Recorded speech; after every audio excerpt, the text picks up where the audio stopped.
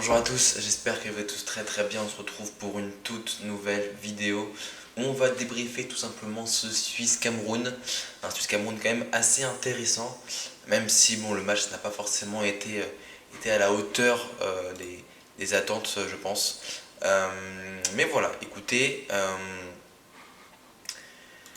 on est parti du coup pour ce Suisse-Cameroun avec des Camerounais très très entreprenants en première période, hein. Il y a eu plusieurs grosses occasions, dont celle-là que je vais vous montrer et qui illustre un petit peu la manière dont le Cameroun a attaqué pendant toute la période, avec donc un long ballon, enfin un long ballon, oui, c'est ça, un long ballon dévié qui arrive sur Choupo-Moting, et Choupo-Moting en une touche de balle, et souvent vraiment en une touche de balle, les Camerounais arrivaient à percer la défense suisse qui était assez en retard, je trouve. Mais vraiment, Choupo-Moting a fait à la fois ce rôle de numéro 9 et de pivot, un petit peu à la Giroud finalement, même si j'aurais peut-être un petit peu moins pivot, mais là vraiment,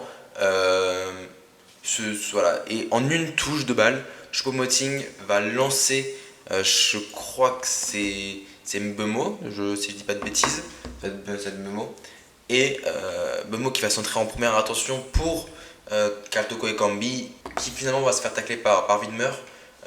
Bon, on a je pense qu'il n'en a pas rajouté, mais peut-être une petite faute de Wilmer qui prend également la cheville. Mais après, Choupo-Moting n'en rajoute pas, etc. Donc je pense que ouais, dans l'action, voilà.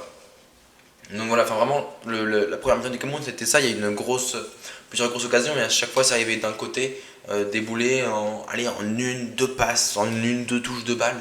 Ça allait très rapidement et c'est ça qui a mis à mal la défense suisse surtout. Moi, c'est ce qui m'a assez impressionné du côté du Cameroun. Et vraiment, je pensais vraiment que le Cameroun avait les moyens de gagner. Et à la mi-temps, même à la mi-temps, la Nati, donc les Suisses étaient largement dominés par le Cameroun.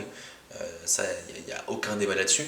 Le Cameroun aurait peut-être mérité même de mettre un but. Ils ont eu 2-3 très très grosses occasions à la 10e et à la 14e avec notamment un grand pont de Choupo-Moting qui montre à quel point il est en confiance. Donc voilà.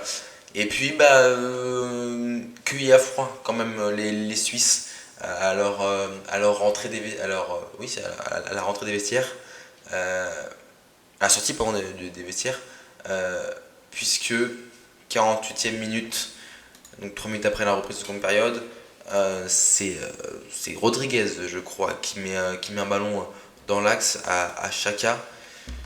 Chaka qui va mettre un magnifique ballon à Shaqiri. Et Shaqiri, voilà, rater qui.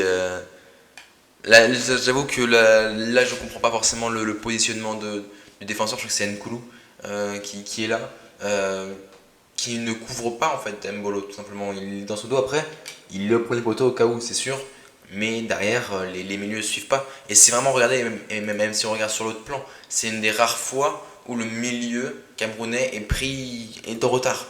Ils ont retard sur tous les temps. Zamboanguissa est pas forcément là au bon moment. Et forcément, quand on s'appelle Brelem Mbolo, qui va donc aller conclure cette action plat du pied. Voilà. Onana n'est pas très loin, mais en vrai, c'est très aléatoire ce genre de comment dire ce genre de but d'arrêt à effectuer. Et donc voilà, et puis là on voit forcément Mbolo qui est né au Cameroun, qui a choisi il y a quelques années maintenant la nationalité suisse et de jouer sous le maillot suisse qui a qui n'a pas célébré son but, mais Mbolo on l'a vu beaucoup touché entre guillemets par la première mi-temps. Il était un petit peu fébrile, je pense que c'était dû à ça. Mais voilà, et puis derrière, bon, les Camerounais ont essayé de pousser, mais sans de grande conviction. Voilà, Choupo-Moting a essayé. On a vu Onana aller très haut, même plus haut que ses défenseurs, des fois, pour essayer de donner un peu de cœur à l'ouvrage aux Camerounais, mais sans succès finalement. Donc voilà, la Nati, les Suisses qui prennent donc une victoire assez méritée quand même au bout de la seconde période, même si les Camerounais auraient pu et auraient même dû marquer. Si les Camerounais marquaient, les Suisses avaient le moral dans les chaussettes. Et voilà, et Sommer a fait deux, trois beaux arrêts, notamment sur une tête de Zambo Anguissa, encore une fois, qui manquait un petit peu de puissance. Et voilà, mais j'avoue que pareil, le choix de remplacer Choupo-Moting à la place d'Aboubacar, alors que Choupo-Moting était vraiment l'homme fort, mais pareil, Toko Ekambi, c'est plus Mbeumo, moi. En soi, il a fait une très bonne première période, Mbeumo, mais un petit peu l'image de son équipe en seconde période, on l'a plus vu du tout, il a plus fait de différence. Voilà, c'est plus compliqué, ça a été beaucoup plus compliqué, je comprends pas forcément. Quitte à mettre deux mecs de tête, enfin Boubacar et Choupo-Moting, enfin sur un centre, un Aboubacar et Choupo-Moting, ça peut faire la diff, ça monopolise les défenseurs. Donc j'avoue que j'ai pas forcément compris ce choix-là, mais bon, c'est pas grave. Et pareil, Toko Ekambi qui sort, bon, ça c'est poste pour poste avec Nkoudou, mais bon, bah, c'est pas forcément. Voilà. Et puis donc voilà, pas grand chose d'autre à dire. C'est dommage pour le Cameroun parce que vraiment ils ont fait une super première période. C'était vraiment magnifique à voir. Mais voilà, malheureusement, l'exploit ne sera pas pour aujourd'hui pour le Cameroun. Le Cameroun qui jouera donc la Serbie au prochain tour, que joue le Brésil ce soir d'ailleurs. Euh, qui joue le Brésil ce soir. Et donc voilà, c'est dommage, mais encore ils peuvent encore se rattraper, ils peuvent encore, voilà, et il va falloir faire un exploit contre le Brésil. Voilà, ça va être la mission à suivre. Alors que la Suisse, eux, vont prendre le Brésil le prochain tour, et ça, j'ai hâte de voir ce que ça va donner pour cette équipe quand même assez défensive de la Suisse. Et puis voilà, on verra bien.